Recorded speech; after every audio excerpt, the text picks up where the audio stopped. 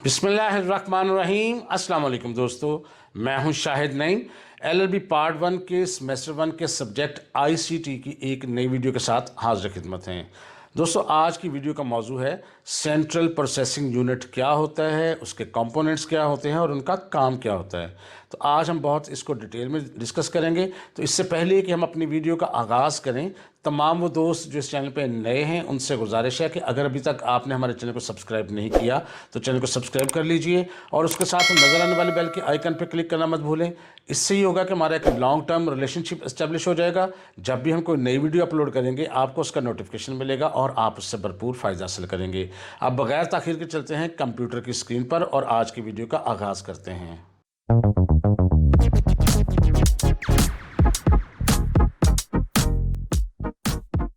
तो दोस्तों, आज हम देखेंगे कि सीपीयू यानी सेंट्रल प्रोसेसिंग यूनिट क्या होता है। और सेंट्रल प्रोसेसिंग यूनिट बड़ा ही इंपॉर्टेंट पार्ट है, इसको देखते हैं। द सेंट्रल प्रोसेसिंग यूनिट यानी CPU is the brain of computer. ये कंप्यूटर का ब्रेन होता है, दिमाग होता है। That controls and executes all task. जितने भी काम होते हैं जो कंप्यूटर से मुतल्लिका होते हैं उनको कंट्रोल भी करता है और उसके अलावा उनको एग्जीक्यूट यानी चलाता भी है। Every user command passes through the CPU. User जब भी कोई कमांड देता है तो वो सीपीयू के ज़रिए अंदर जाती है उसके, वेयर इट इज़ प्रोसेस्ड, जहाँ वो प्रोसेस होती है, एंड कैरिड आउट, और उस पर फिर अमल किया जाता है। यहाँ पर आपको जो लेफ़्ट साइड पे छोटा सा एक चिप नज़र आ रही है, बेसिकली ये सीपीयू है। ये ब्रेन होता है कंप्यूटर का, लेकिन ये जो बॉक्स होता है लोहे का उसके अंदर फिट होता है। वहाँ पर भी देखें आपको फैंस नज़र आ रहे होंगे, ये बेसिकली इसी सीपीयू के ऊपर लगे होते हैं ताकि इसको ठंडा रख सकें, क्योंकि ये बहुत ज़्यादा हीट प्रोड्यूस करता है प्रोसेसिंग की वजह से, तो उसको कूल डाउन रखने के लिए ऊपर फैंस भी लगाए जाते हैं। तो ये इसका होता है ब्रेन। अब हम इसकी बात करते हैं मज़ीद कि इसके कंपोनेंट्स कौन कौन से हैं। कंपोनेंट बेसिकली इसमें 3 ही होते हैं, लेकिन यहाँ पर चौथा भी मैं साथ सपोर्ट कर रहा हूँ और फ्राहम कर रहा हूँ ताकि आपको बता दूँ कि क्या होता है ये। पहला होता है CU यानी कंट्रोल यूनिट। दूसरा होता है ALU अरिथमेटिक लॉजिक यूनिट, या कुछ लॉजिकल यूनिट भी इसको कहते हैं, कह सकते हैं। तीसरा है मेमोरी यूनिट, या इसको रजिस्टर्स भी कहते हैं या MU भी कहते हैं। और चौथा इसका एक सपोर्टिंग एलिमेंट होता है या पार्ट होता है, वो कैशे मेमोरी कहलाती है। अब इनको बारी बारी देखेंगे, इनके काम क्या हैं। तो सबसे पहले हम देखते हैं कि कंट्रोल यूनिट क्या करता है, यानी CU। The control unit acts like the manager of the CPU। ये CPU का मैनेजर होता है, तमाम कामों का इंतज़ाम संभालता है। It does not perform actual calculations. ये खुद कोई कैलकुलेशंस नहीं करता, but directs the flow of the instructions and data between other parts of the computer. लेकिन ये फ़्लो को कंट्रोल करता है। एक सीपीयू में जो इंस्ट्रक्शन आती है उसको दूसरी जो डिवाइसेस होती हैं उसके साथ ये इंटीग्रेट करता है और उसके फ़्लो को कंट्रोल करता है। It decides what need to be done. ये फैसला करता है कि अब हम मुझे करना क्या है, व्हेन और कब करना है, एंड इन व्हाट सीक्वेंस और किस तरतीब से करना है। यानी सारा का सारा कंट्रोल जो होता है वो आपके CU के हाथ में होता है। The CU fetches instructions. ये CU जो है इंस्ट्रक्शंस को हासिल करता है फ्रॉम द मेमोरी, मेमोरी के अंदर से, डिकोड्स देम और उसको ट्रांसलेट करता है। डिकोड से मेरा ट्रांसलेट कर लेना। And then signals the ALU, और ALU जो भी हम आगे पढ़ेंगे अरिथमेटिक और लॉजिकल यूनिट को सिग्नल देता है और रजिस्टर्स को सिग्नल देता है और other hardware to perform the task, कि वो इस काम को करें। बेसिकली ये काम करवाता है, ये उसका मैनेजर है। अब नेक्स्ट हम बात करते हैं उसका दूसरा कंपोनेंट या पार्ट, उसे कहते हैं ALU। बहुत ही इंपॉर्टेंट पार्ट है arithmetic and logical unit. The ALU is responsible for all mathematical and logical operations. जितने भी ऑपरेशंस होते हैं मैथमेटिकल वो सारे के सारे ये परफॉर्म करता है। दीज इंक्लूड्स एडिशंस यानी जमा तफरीक माइनस तकसीम वगैरह का काम करता है, subtraction multiplication division, as well as logical comparisons like equal to, greater than, less than, सब चीज़ें ही करता है। ये लॉजिकल डिसीजंस भी करता है। In legal task the ALU is vital for calculations and decision making processes. जितने भी डिसीजन मेकिंग के प्रोसेस होंगे कि फ़लाँ चीज़ छोटी है तो ये कर दे, फ़लाँ चीज़ बड़ी है तो ये कर दे, ये सारा का सारा काम जो है ये आपका ALU करता है। नंबर नेक्स्ट देखते हैं जी, वो है आपके रजिस्टर्स, इसको हम मेमोरी यूनिट बी कहते हैं। Registers are very small but extremely fast storage location, बहुत छोटे होते हैं ये। असल में ये सारी चीज़ें जो होती हैं ये इसके ब्रेन के अंदर होती हैं, हम इसको देख नहीं सकते, ये सिर्फ आपको पता होना चाहिए कि इसके अंदर होता क्या है। तो बहुत ही फास्ट स्टोरेज लोकेशन होती है विद इन द CPU, जो कि CPU के अंदर होते हैं।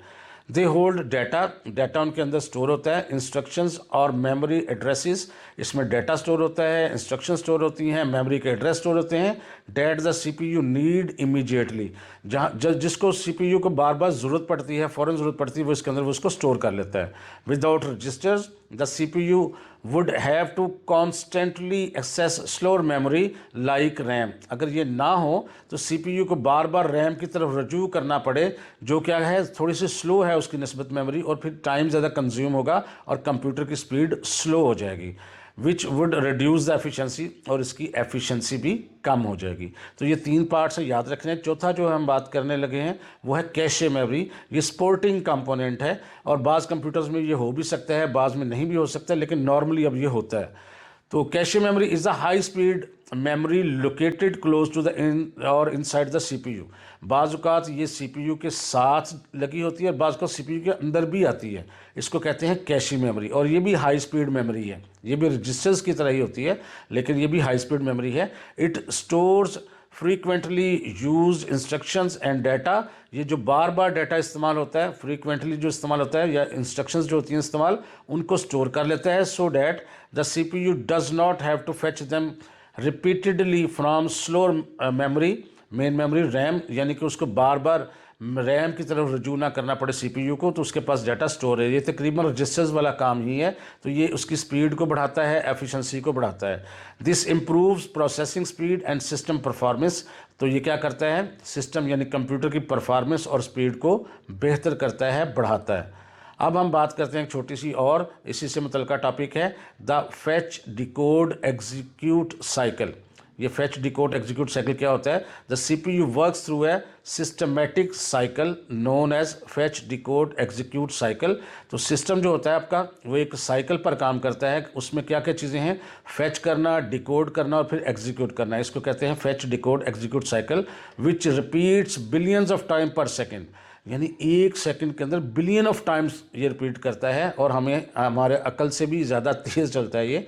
इसमें होता क्या है, फैच क्या करता है, द CPU यानी वो जो कंट्रोल यूनिट हम पढ़ चुके हैं, retrieves the next instructions from the memory, वो मेमोरी से फ़ौरन देखता है कि जो काम हो रहा है उससे आगे क्या काम होना है, वहाँ से रिट्रीव कर लेता है, हासिल कर लेता है अगली instruction. Decode, the CPU translate the instruction into the language the CPU can understand.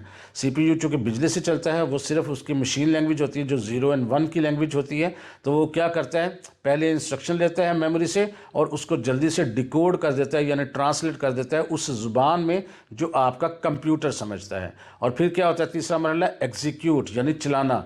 The ALU और relevant unit carries out the command, और फिर उस कमांड के मुताबिक जो अमल करता है ALU, या जो भी कुछ चीज़ करनी हो, कोई सॉफ्टवेयर हो सकता है, कोई प्रिंटर हो सकता है, कोई स्कैनर हो सकता है, या कुछ भी जो करना हो वो करवाता है आपका CPU।